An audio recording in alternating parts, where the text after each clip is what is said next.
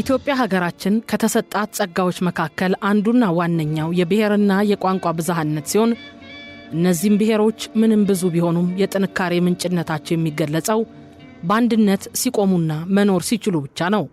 ብዙ ልምድና ተሞክሮ ያለው የኢትዮጵያ ሕዝብ እንደዛሬ ሁሉ ነገም ቢሆን በተለመደ ሁኔታ አንድነቱን አስጠብቆ መቀጠል አለበት። ከመቼውም የበለጠ የአንድነት ትርጉምና ዘላለማዊ ዋጋ አሁን የምንረዳበት ጊዜ ነው። የአንድነታችንን መሰረት በተናጋ ቁጥር ጠላቶቻችን ይበረታሉ። አንድነት አሁን የደወል ድምጹን ያሰማል። ከተለያየን አለያዮቻችን በደውሉ ይጨፍራሉ፣ በእኛም ባና ደም ይሰክራሉ። አንድ ከሆንን ግን በአንድነታችን ክንድ ይደቆሳሉ። የአንድነት ጽንሰ ሐሳብ በብሔር በቋንቋ ወይም በባህል ተመሳሳይነት ላይ የተመሰረተ አይደለም። ከዚያ ይልቅ ፖለቲካዊ አንድነት በሰብአዊነት እሳቤ ላይ የተመሰረተ ነው። እንደ ሰብአዊ ፍጡር ሁሉም ሰው እኩል መብትና ነጻነት አለው። በመሆኑም ለኔ የሚገባኝ መብትና ነጻነት ለሁሉም ሰው ይገባል በሚል አስተሳሰብ ላይ የተመሰረተ ነው። በዚህ መሰረት አንድነት ሲባል ሁላችንም እኩል መብት፣ ነጻነትና ተጠቃሚነት ያስፈልገናል ማለት ነው። በአጠቃላይ በአንድነትና በእኩልነት መርህ ላይ የተመሰረተ ፖለቲካዊ እንቅስቃሴ የብዙሃን መብትና ነጻነት የተከበረበት ዲሞክራሲያዊ ስርዓት ለመዘርጋት ያስችላል። አንድ ሰው ብዙ የአካል ክፍሎች ቢኖሩትም ሙሉ ሰው የሚሆነው እነዚህ የአካል ክፍሎች በአንድ ላይ ሲሆኑ ነው። ጤናማ ሆኖ መተንፈስና መቆም የሚችለው ሁሉም የአካል ክፍሎች ጤናማ ሲሆኑ ብቻ ነው። ከነዚህ የአካል ክፍሎች አንዱን ቢያጣ እንኳ አካል ጉዳተኛ ስለሚሆን እንደፈለገ ተንቀሳቅሶ መስራትና ከአደጋ ማምለጥ እንደማይችል ሁሉ ሁሉም ዜጎች አንድ ላይ ካልሆኑ በቀር የትኛውንም ተልዕኮ ለመወጣት አቅሙም ሆነ ብርታቱ ሊኖራቸው አይችልም። ለማንኛውም የውጭ ጠላት በቀላሉ ተጋልጠው ለጠላት እጅ እንደሚሰጡ ምንም ጥርጥር የለም። ከመንጋው የተለየ ምን እንደሚያጋጥመው መገመት ብቻ በቂ ነው። የኢትዮጵያ ሕዝብ ምርጫ ምንጊዜም በእኩልነት ላይ የተመሰረተ አንድነት ነው። ልዩነቶች ሲሰፉ አንድነት በዛው ልክ እየራቀ ሄዶ መጨረሻ ላይ ጥንካሬ በድክመት እየተተካ መከፋፈልና አቅም ማጣት መበታተን ይመጣል። በአንድነትና በእኩልነት የሚያምን ዜጋ ለመፍጠር ጥንካሬን ለማምጣት መሪዎች የሚጫወቱት ሚና ወሳኝ ነው።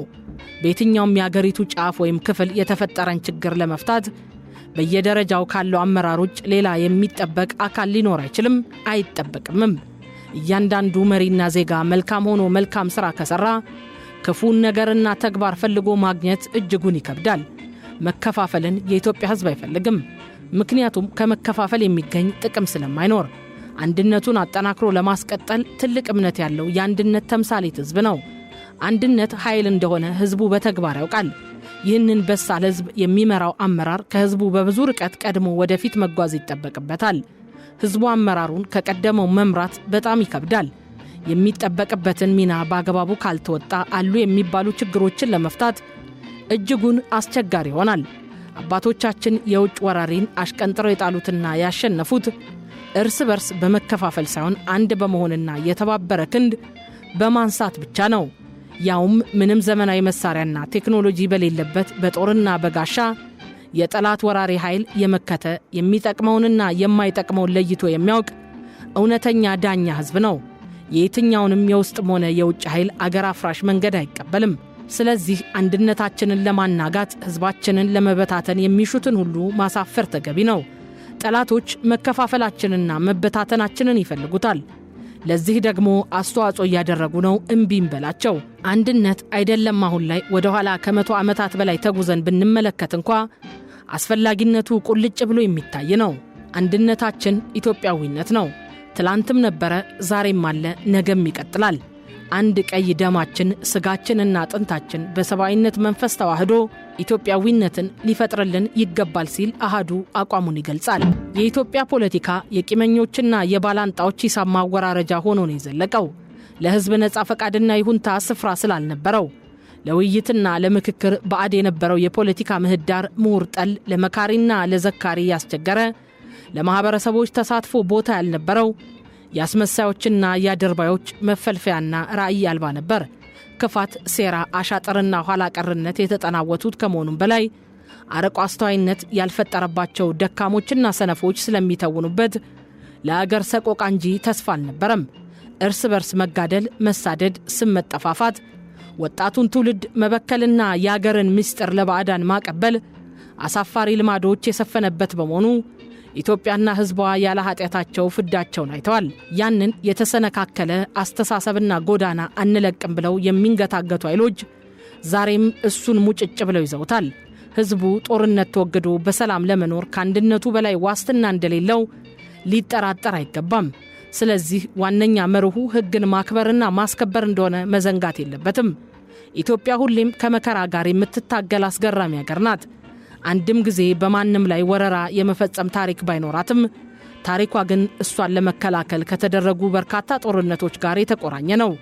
በደህና ጊዜ እርስ በርሳቸው መስማማት የማይችሉ ልጆቿ ወራሪና ተስፋፊ ሲመጣ ለመተባበር ወደር የላቸውም። ክህደት በመፈጸም ለጠላት የሚያድሩ ባንዳዎችም አፍርታለች። ሀገራችን ውስጥ የፈሰሰው ደም ሲታሰብ ይዘገነናል። ከህግ ይልቅ ጉልበት ገዝፎ የደረሰው መከራ ከትውልድ ወደ ትውልድ እየተሸጋገረ ለቂምና ለበቀል መወጫ በመዋሉ አሁን ያለውን ትውልድ ጭምር ደም እያቃባ ነው። በዚህ መሃል ግን መከረኛው ህዝብ አሳሩን ይበላል። እንደ መርግ በሚከብዱ ችግሮች ላይ የፖለቲካው አተካሮ ከግጭት ጋር ሲጨመርበት ትናንትን ከዛሬ ዛሬን ደግሞ ከነገ ተመራጭ እያደረገ ከብሩህ ተስፋ ይልቅ ድቅድቅ ጨለማን የሚታየው ለአገር አደገኛ የሆኑ ችግሮች ሲያጋጥሙ ለመፍታት የሚኬድበት መንገድ ዙሪያ ጥምጥም እየሆነ በቀላሉ ተነጋግሮ መፍትሄ መፈለግ እየከበደ ነው። በዚህ መሃል ደግሞ ውዥንብር አገር እያተራመሰ ነው። የዘመናት ችግሮችን ደረጃ በደረጃ በመቀነስ የተረጋጋች አገር እንድትሆን አንድነት ያስፈልጋል። መላው የኢትዮጵያ ህዝብን የማይጠቅሙ ውስብስብ አጀንዳዎችን የበለጠ እያጠላለፉ ለሰላም ለዲሞክራሲና ለመልማት የሚደረገውን ቀና ጉዞ በባዕዳን ለማስባረክ መሯሯጥ ያተረፈው ውርደት ብቻ ነው። እርስ በርስ በጋራ ብሔራዊ ጉዳይ ላይ መግባባት እያቃተ በመተናነቅ የባዕዳን መሳቂያ መሆን ማብቃት አለበት። አንድነትን የመሰለ ጠቃሚና ብቸኛ አማራጭ አልተገኘም። የሰው ልጅ በቀለም በዘር በቋንቋና በጎሳ ቢለያይም የሰውነቱ ማንነት አንድ ሊያደርገው ይችላል። የኢትዮጵያን ችግር ለመፍታትም ከችግሮቿ በላይ መሆን አለብን። ይህ ደግሞ መደማመጥን፣ መከባበርን፣ መተማመንን፣ ሰጥቶ መቀበልን፣ የሌላውን ቁስል መረዳትን፣ መናበብን፣ አንዱ ለሌላው ማሰብን ይጠይቃል። ኢትዮጵያውያንም ስለ ሀገራቸው መንግስታቸውና ብሔራዊ ማንነታቸው የሚኖራቸው ስሜትና ቅንዓት ወይም አገር ወዳድነት፣ አርበኝነትና ህዝባዊነት መንፈሱ በማንኛውም ወቅትና በመላ አገሪቱ ወርድና ቁመት ወጥና ያልተዛነፈ መሆን አለበት ሲል አሃዱ አጽንኦት ይሰጠው ይላል።